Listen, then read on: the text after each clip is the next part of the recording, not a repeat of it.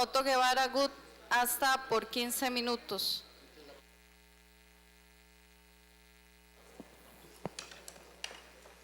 Muchas gracias, diputada presidenta. Señorías,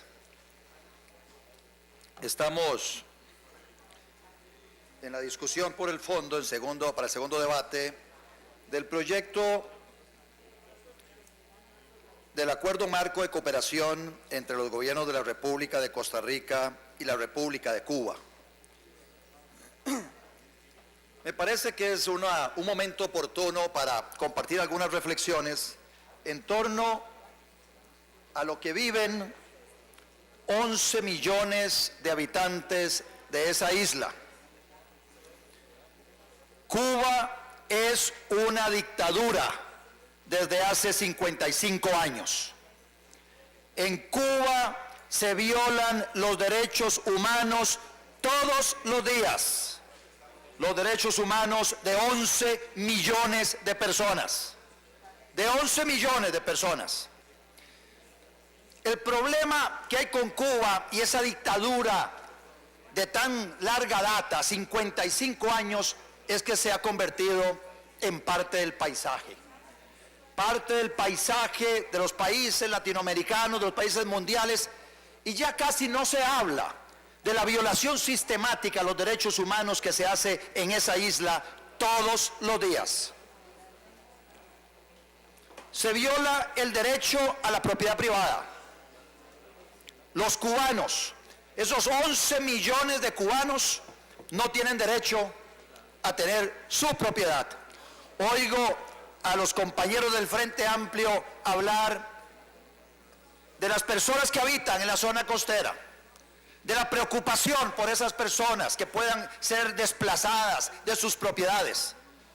Propiedad privada que no existe en Cuba. No tienen los cubanos derecho a reunirse.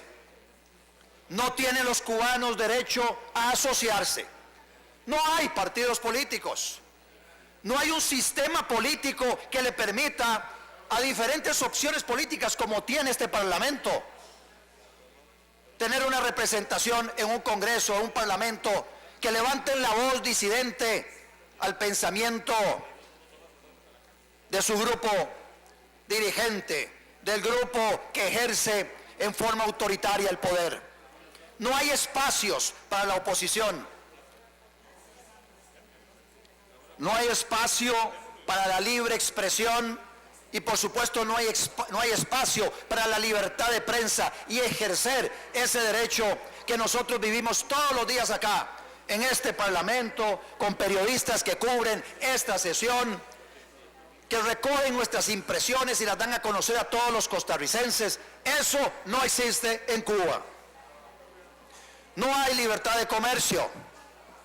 Las personas, como no hay derecho a la propiedad, las personas lo único que tienen es un ingreso escuálido de subsistencia, salarios de hambre. No hay garantías sociales. Esas garantías sociales sobre las cuales se conversa y se habla y se hacen discursos un día sí, el otro también, esta Asamblea Legislativa, y especialmente por parte de los diputados del Frente Amplio. En ese país, en Cuba, no hay un sistema de garantías sociales como el que tenemos nosotros. No hay un sistema laboral como el que tenemos nosotros. El salario mínimo en Cuba es una fracción diminuta del salario mínimo de un costarricense. Uno, cuando ve esa situación y conoce a través de la prensa el drama que viven esa gran cantidad de personas que huyen de la isla a través de balsas hechizas, a través de neumáticos, a través de una y mil formas, con sus familias, arriesgando la vida. Estas personas lo hacen porque en Cuba no hay posibilidad de prosperar y saben que la única manera de prosperar es saliendo de la isla. Y adivinen qué, el régimen no los deja salir de la isla. Es como si aquí en Costa Rica los gobernantes dijeran: a partir de ahora nadie sale de Costa Rica. Eso pasa en Cuba permanentemente. Las personas están presas en esa isla. Y eso lo recuerda a uno también el muro de Berlín. ¿Por qué tuvieron que construir los alemanes de Alemania Oriental un muro para separar a Alemania Oriental de Alemania Occidental? Lo hicieron para impedir que la gente de Alemania Oriental pudiera irse a Alemania Occidental, huyendo de la dictadura del régimen soviético impuesto en Alemania Oriental. Esa es la realidad. Esa es la realidad. No, ahorita voy a terminar y con gusto en la parte final le voy a ceder la palabra. ¿Me avisa? Sí, señora presidenta. Presidenta, los últimos 3 minutos para dárselos acá a mi compañera doña Patricia Mora Castellanos. Entonces les decía, crean el muro para impedir que la gente pueda salir de un país a otro, que puedan votar con los pies, que puedan desplazarse buscando mejores oportunidades. Ese muro, dichosamente ya hace 25 años que cayó. 9 de noviembre de 1989 cayó el muro de Berlín, y con eso empezaron los alemanes de Alemania Oriental a respirar libertad y empezar a prosperar. Lamentablemente aquí en América Latina tenemos una dictadura de 55 años, donde se le están violando los derechos humanos a 11 millones de personas todos los días. Personas que, como les digo, arriesgan su vida, muchas de ellas, para tratar de buscar oportunidades fuera de la isla. Argumentan, hay una miseria, pero total en ese país. Y he escuchado a muchos defensores del régimen cubano decir que esa miseria es por el embargo de los americanos, por el embargo de los gringos, por el embargo de los Estados Unidos de América. Son pobres porque Estados Unidos los tiene embargados, porque le impide Estados Unidos a los inversionistas de ese país invertir en Cuba o comerciar con Cuba. Vean qué paradójico. Acá el Frente Amplio y todos los socialistas de Costa Rica se oponían a un libre comercio con los Estados Unidos y claman por un comercio libre con Estados Unidos, y dicen que es el embargo con Estados Unidos lo que tienen los cubanos en la pobreza. No solo eso, se les olvida que están todos los otros países del planeta que comercian con Cuba, que pueden vender productos en Cuba. El gran problema es que Cuba no tiene dinero para pagarle productos y servicios a nadie más, porque es un país que vive en miseria. Es un país que está hoy sostenido, en el pasado estuvo sostenido con un respirador artificial, que era la transferencia que le hacía la Unión de Repúblicas Socialistas Soviéticas. Cuando eso se cae, empieza Cuba a morir como régimen, y aparece el nuevo respirador artificial, Hugo Chávez.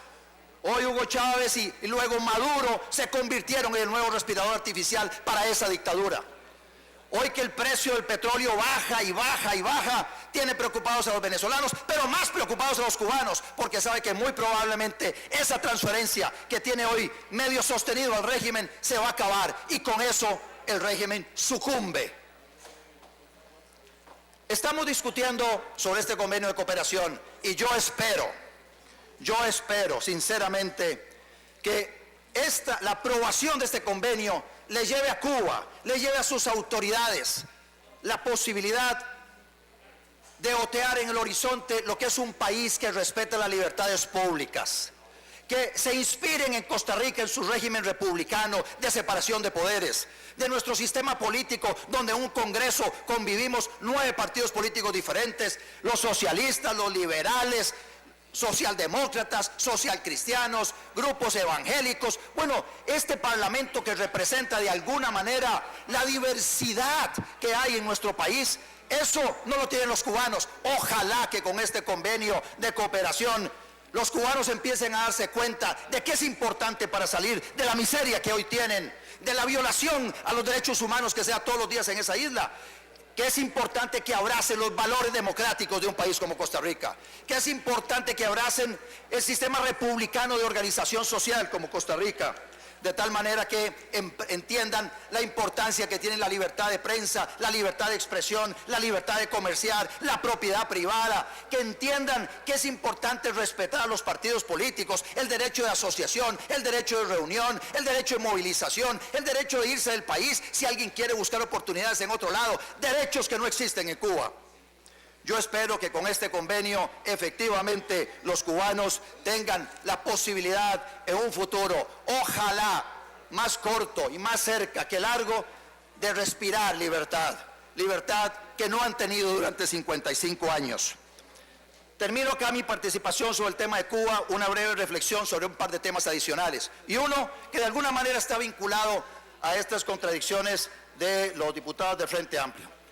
Escuchando las argumentaciones en favor de APM, en favor de Habdeba, en contra de APM Terminales, diciendo que aquello es un monopolio y no sé qué cosas, escuchando a Ronaldo Blair, el secretario general de Sintrahab, o escuchando a Gerardo Vargas decir que ellos están a favor de la competencia en contra de los monopolios. Bueno, miel sobre hojuelas, voy a traer el formulario a don Gerardo Vargas para que se ponga a recoger las firmas para abrir el monopolio Recope, para que abramos el monopolio del ICE, el monopsonio en la compra del ICE, para que abramos el monopolio de Fanal, pero para que abramos el monopolio de Habdeba también.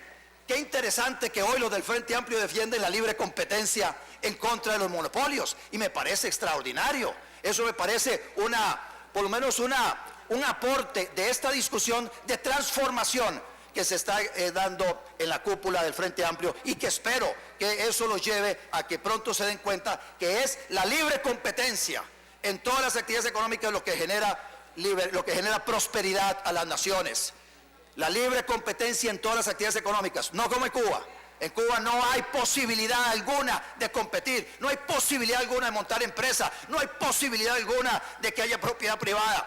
Eso es lo que pasa hoy en Cuba. Entonces, sí, no quería dejar pasar esta oportunidad para recalcar sobre esa contradicción de los amigos de Sintrahab y del Frente Amplio en relación con que hoy son defensores de la competencia. El último minuto, señora diputada, a la diputada Mora Castellanos. Gracias, señor diputado. Tiene la palabra la diputada Patricia Mora Castellanos. Por un minuto. Hasta por 3 minutos. Hasta por 3 Fue lo que me indicó el diputado Guevara Gutiérrez. Muchísimas